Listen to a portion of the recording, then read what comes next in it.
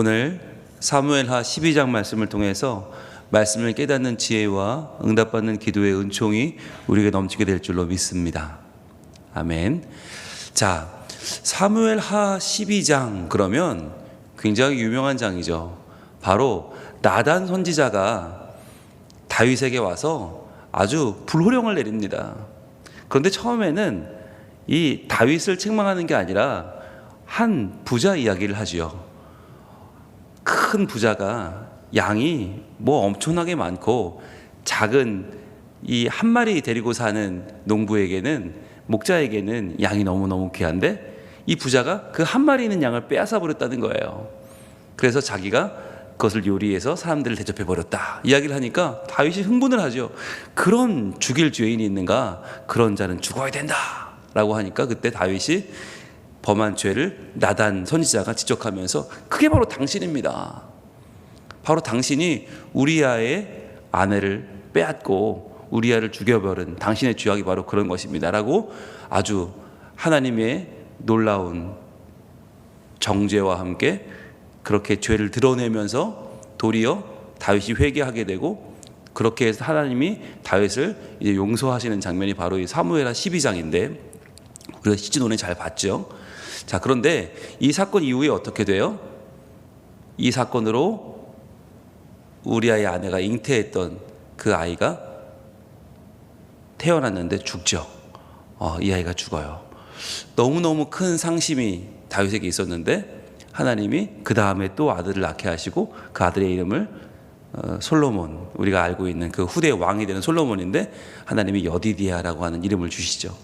참으로 사랑스러운 자. 그래서 하나님이 다윗을 다시 회복시켜 주시는 내용이 이 사무엘하 12장인데 우리가 시즌1을 잘 봤는데 오늘부터 볼 이 본문은 26절부터 31절 말씀, 이 12장의 제일 끝부분은요 우리가 잘 이해할 수 없는 장면이 나와요. 지금 이렇게 심각한 문제가 터졌는데 왕이 부하의 아내와 불륜을 해서 정말 하나님께 큰 정죄를 당하고 이 문제 때문에 큰 화를 입잖아요. 자, 그런데 이런 와중에 요압이 전쟁에 나가서 암몬을 물리치는 이야기가 지금 이 26절부터 31절 사이에 나와 있어요. 이게 왜 나와 있을까라고 하는 거예요. 오늘 이 말씀을 통해서 하나님께서 어떻게 우리의 삶을 온전케 하시는가, 그리고 하나님께서 원하시는 하나님의 삶은, 우리가 살아가야 할 하나님을 올바로 믿는 신앙인의 삶은 어떤 것인가를 한번 우리가 다시 한번 알아보려고 합니다. 먼저 26절 말씀 보겠습니다. 26절 같이 읽을까요? 시작.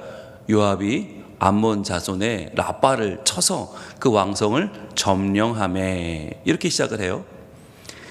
지금 다윗은 범죄해서 하나님 앞에 혼나고 아이가 죽고 태어나고 막 이러고 있는데 갑자기 내용이 25절에서 26절 한 절 차이에 요압이 암몬 자손의 라빠를 쳤다, 그 왕성을 점령했다라는 이야기가 갑자기 등장을 합니다. 근데 여기서 그러면 요압은 누구고 암몬은 누구고 라빠는 누구냐? 요압은 여러분 다윗의 군대 장관이죠. 다윗의 군대 장관이 요압인데 지금 이 모든 전쟁을 치러서 다윗의 모든 전승을 만들어가고 있는, 그래서 지금 이스라엘의 최고 전성기가 다윗인데 그 전성기를 만들고 있는 실제 손과 발이 바로 요압이에요. 그런데 이 요압이 암몬 자손의 핵심적인 성 라빠를 쳐서 그 왕성을 점령했다.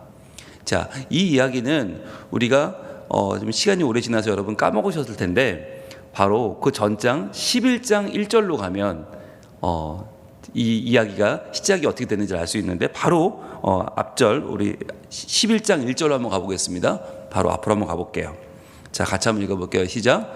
그 해가 돌아와 왕들이 출전할 때가 되어 다윗이 요압과 그에게 있는 그의 부하들과 온 이스라엘 군대를 보내니 그들이 암몬 자손을 멸하고 라빠를 에워쌌고, 자, 암몬 자손을 멸했어요. 이미 승리한 거예요. 승리하고 라빠를 에워쌌어요. 이제 거의 다 라빠를 무너뜨린 거예요. 그런데 그때 다윗은 어디 있었어요? 예루살렘에 그대로 있더라. 여러분, 이 이야기가 뭘까요? 지금 요압은 전쟁터에 나가서 열심히 싸우고 있죠. 라빠를 에워쌌고 암몬 자손을 멸했어요. 그런 와중에 있는데 그 전쟁에 앞서야 될 다윗은 어디 있어요? 예루살렘에 그대로 있었죠. 자, 그래서 이때 어떤 문제가 생겨요? 2절입니다. 저녁 때에 다윗이 그의 침상에서 일어나 왕궁 옥사에 거닐다가 그곳에서 보니 한 여인이 목욕을 하는데 심히 아름다워 보이는지라. 자, 이 여인이 바로 그 유명한 우리아의 아내죠. 밧세바죠. 이래서 문제가 생겼던 것을 우리가 바로 11장에서 봤는데, 그러니까 지금 이 다윗이 문제가 생겼던 전쟁이 어떤 전쟁이에요? 바로 암몬 라빠 성을 점령하는 그 전쟁에 다윗이 만약 나갔다면 어떻게 됐을까요? 나가서 지금 요압을 지휘하고 싸우고 있었다면 이 우리아의 아내, 이 어마어마한 다윗의 범죄는 없었겠죠. 그런데 다윗이 그 자리에 없었기 때문에 생긴 문제, 그 전쟁을 지금 하나님이 요압을 통해서 다시금 싸우게 하시는 거예요. 자, 오늘 이 싸움에는 중요한 의미가 있습니다. 자, 오늘 본문으로 돌아와서 12장 27절은 이렇게 이어집니다. 자, 어떻게 이어지는가? 요압이 전령을 다윗에게 보내 이르되 내가 라빠 곧 물들의 성읍을 쳐서 점령하였으니. 자, 요압이 지금 거의 다 이겼거든요. 이제 마지막으로 숨통만 끊으면 끝나요. 거의 다 이겼어요.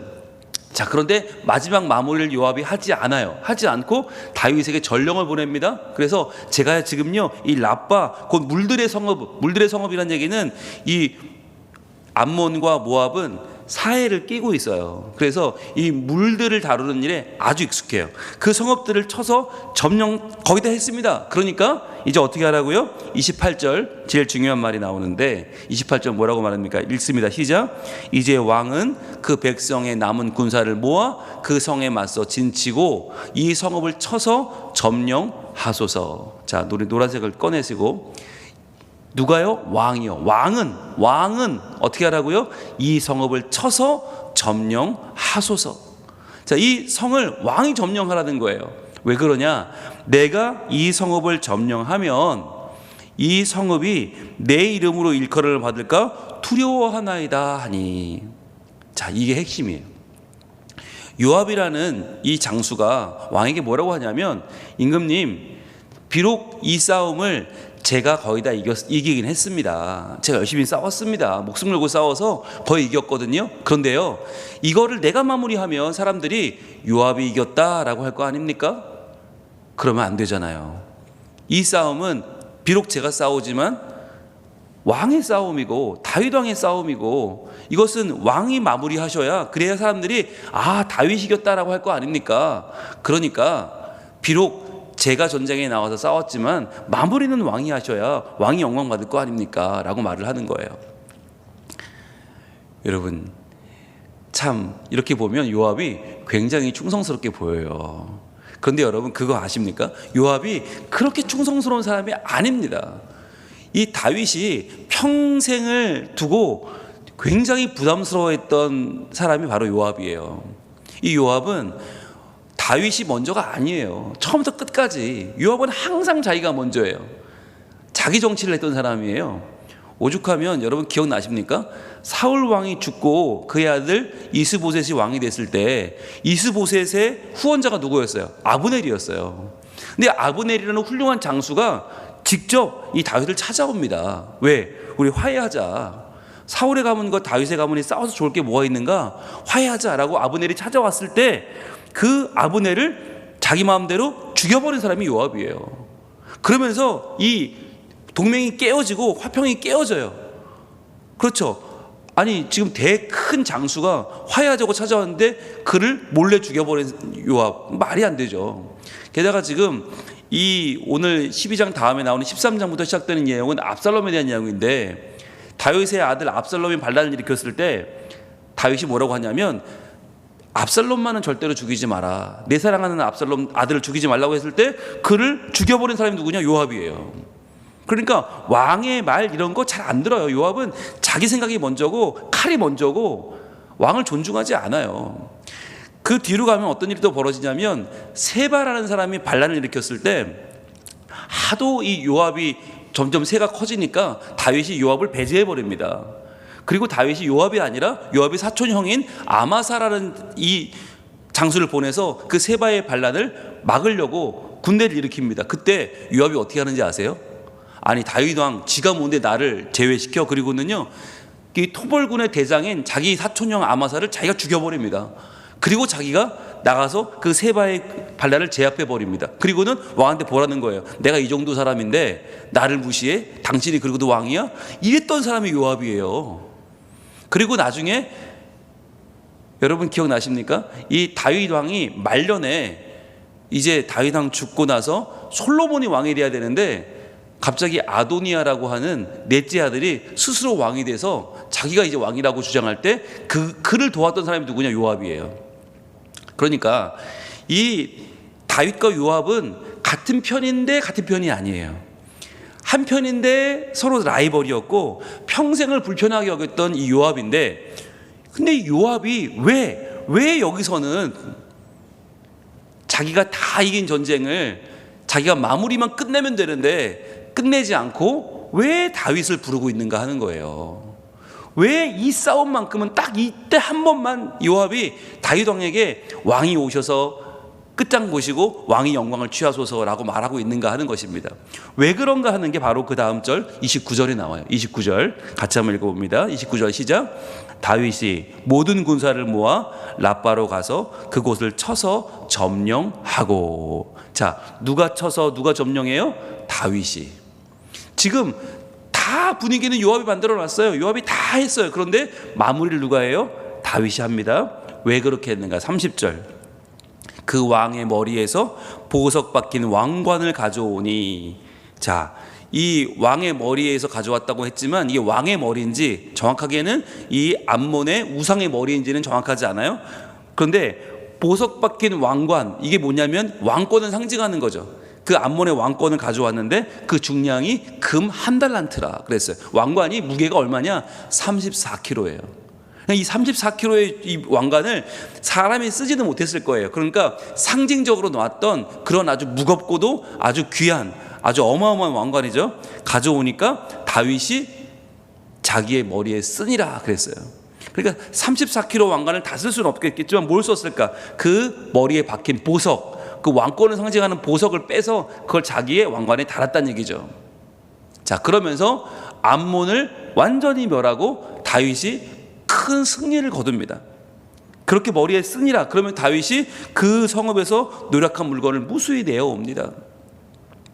그러면서 마지막에 어떻게 해요? 31절입니다. 그 안에 있는 백성들을 끌어내어 톱질과 썰애질과 철도끼질과 벽돌구이를 그들에게 하게 하니라. 자, 그 상대방의 마지막 심판과 징계를 다윗이 마무리해요. 암몬 자손의 모든 성읍을 이같이 하고 마지막에 다윗과 모든 백성이 예루살렘으로 돌아가니라. 다시금 예루살렘 성으로 돌아가는 장면까지가 오늘 마무리예요. 자, 그럼 여기서 왜 요압은 평소에 안 하던 짓을 하는가 하는 거예요. 그리고 왜 하필 이 시점에서 이렇게 자기가 모든 영광을 받을 수 있는 그 좋은 기회에 그것을 받지 않고 다윗에게 모든 영광을 넘기고 있는가? 왜 그렇습니까? 왜겠습니까? 여러분, 이유는 한 가지예요. 바로 하나님이 살아 계시기 때문이에요. 하나님이 지금 요압의 마음을 움직인 거예요. 요압은 절대로 이렇게 할 사람이 아니에요. 그런데 하나님께서 왜 요압을 움직이셨는가? 바로 지금 다윗이 왜 범죄했는가 하는 거예요. 왜 범죄했나? 다윗이 지금까지는요 어떤 사람이었어요? 여호와는 나의 목자시니. 다윗은 자기를 위해 살지 않고 하나님의 영광을 위해 살았어요. 마치 요압이 왕 다윗을 위해 싸우듯이 그렇게 다윗이 하나님을 내 왕으로 섬기고 싸웠단 말이에요. 그런데 그랬던 다윗이 사무엘하 11장 12장에 와서 어떤 죄를 범해요? 자기의 욕망을 위해서 하나님은 제끼고 내가 하나님 되려고 내가 내 맘대로 내 부하 죽이고 부하의 아내를 빼앗는 죄를 범하죠. 지금까지 살았던 다윗과는 마치 전혀 다른 사람처럼 그렇게 엉뚱한 죄악을 행해요. 그때 하나님이 요압이라는 장수, 그 장수를 하나님이 그 마음을 움직이셔서 요압을 통해서 하나님이 다윗에게 보여주는 거예요. 봐라, 다윗아, 너 어떻게 살아야 되는지 앞으로 똑바로 봐라. 너는 내 앞에서 요압이야. 나는 네 앞에서 왕이야. 저 요압이 아무리 뛰어난 장수지만 저 승리를 저렇게 목숨 걸고 다 거뒀지만 마지막에는 너를 불러서 그 왕관을 네가 쓰지 않니? 그래야 이 온전한 승리가 되지 않니? 네가 왕관을 쓰고 네가 안본 백성들을 통치해야 그래야 이게 온전한 승리지 않니? 그것처럼 너의 삶도 똑같아. 내가 너를 왕으로 세웠지만 이 세상에 천지 만물의 창조주요, 섭리주요, 완성주는 나야. 그렇기 때문에 너의 삶이 온전케 되려면, 너의 승리가 온전케 되려면 그건 너의 승리로 끝나서는 안 돼. 너의 욕망을 만족시키고 너의 꿈을 이루는 것으로 끝나면 그것은 요압이 마치 쿠데타 일으켜서 요압이 지가 영광 다 먹는 거랑 똑같은 거야. 그게 좋으냐? 너 그거 싫지? 진짜 승리는 요압이 다 이겨도 마지막 왕관은 네가 써야 되는 거야. 그것처럼 너의 인생, 바로 하나님인 내가 너의 삶을 이끌어가는 인생도 그래. 진짜 이기는 게 뭔지 아니? 다윗아, 그것은 네가 열심히 살아도 마지막에 하나님인 내가 영광을 받아야, 그래야 너의 삶이 온전해지는 거야. 알겠니? 다윗아 라고 하는 말씀을 지금 하나님이 하고 계신 것입니다. 그 말씀을 하려고 지금 하나님이 그 절대 하지 않을 요압의 마음으로 움직이셔서 다윗에게 이 기회를 주시고 깨닫게 하시는 거예요. 여러분, 이 일 이후로 다윗은 범죄했던 그 범죄자 다윗, 하나님을 잊어버리고 내 마음대로 살았던 그 다윗이 아니라 다시금 하나님을 높이는 하나님의 사람으로 다시 한번 거듭나게 됩니다. 여러분, 이것이 바로 하나님이 우리의 삶을 온전케 하는 방법이에요. 여러분, 우리는 착각을 해요. 자꾸만 내가 높아지는 것이, 내가 성공하는 것이, 내가 꿈을 이루는 것이 마치 그게 내 인생이 잘 되는 것인 양 착각을 해요. 그렇지 않아요. 여러분, 우리가 주신 사명을 열심히 감당해도 마지막 영광은 누가 얻으셔야 됩니까? 바로 하나님이 얻으셔야 되는 것입니다. 하나님이 영광을 얻으시고 하나님이 승리하셔야, 하나님이 마무리하셔야 그것이 우리 삶의 진정한 가치요, 진정한 승리인 것을 믿으시길 바랍니다. 여러분, 그렇게 되었을 때 하나님이 승리하시면 우리 삶은 어떻게 돼요? 덩달아 하나님과 함께, 하나님 때문에 높아지는 거예요. 하나님으로 인하여 우리의 삶이 채워지는 거예요. 여러분, 그것이 바로 예수님 말씀하시는, 우리가 먼저 무엇을 구해요? 그의 나라와 그의 의를 구할 때, 그러하면 이 모든 것을 너희에게 더하시리라. 우리가 하나님의 영광을 구할 때, 하나님 나라와 의를 구할 때 하나님이 우리가 필요한 모든 것을 하나님이 채워주시고, 그래서 우리가 하나님을 더욱 의지하고 하나님으로 인하여 우리 삶에 온전한 열매를 맺는 그 결과가 우리에게 찾아올 줄로 믿습니다. 오늘도 우리는 이 아침에, 이 새벽에 기도하러 나왔어요. 어떤 것을 기도하십니까? 하나님, 저 이기게 해주세요. 하나님, 저 회복되게 해주세요. 하나님, 저 잘되게 해주세요. 하나님, 최고의 길을 가게 해주세요. 여러분, 그게 우리의 기도가 아니라, 우리의 기도는 하나님이 영광 받으시는 그 길을 우리가 기꺼이 갈 수 있도록 하나님 인도해 주세요. 하나님 영광 위에 살게 해주세요. 하나님의 온전한 승리를 바라게 해주세요. 오히려 그렇게 기도할 때에 하나님이 영광 받으시는 그 자리에서 우리가 진짜 승리를 경험하는 하나님의 백성으로 온전히 서게 될 줄로 믿습니다. 기도하겠습니다. 하나님, 오늘 다윗이 진짜 왕이신 하나님을 섬기고 하나님께 영광 돌리는 것이 아니라 자기의 영광, 자기의 욕망을 취했을 때 하나님은 그에게 정죄하셨고, 또한 그에게 요압이 자기의 승리를 취하지 않고 왕에게 승리를 돌리는 그 모습을 통해서 다윗이 앞으로 어떻게 살아야 되는지를 분명히 보여주고 계십니다. 비록 장수가 싸우지만 그 마무리는 왕이 하고, 그래서 왕관도 왕이 쓰고 통치도 왕이 하는 것처럼 우리도 하나님께 쓰임받는 하나님의 장수로서 우리의 삶에 최선을 다하지만 그러나 마지막 승리의 영광은 하나님께 돌릴 줄 아는 거룩한 주의 사람으로 서게 하여 주시옵소서.